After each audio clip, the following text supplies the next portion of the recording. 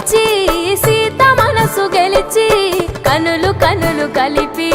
ప్రేమ మనసులొలికి పూలవాన కురిసి నింగి నేల మురిసి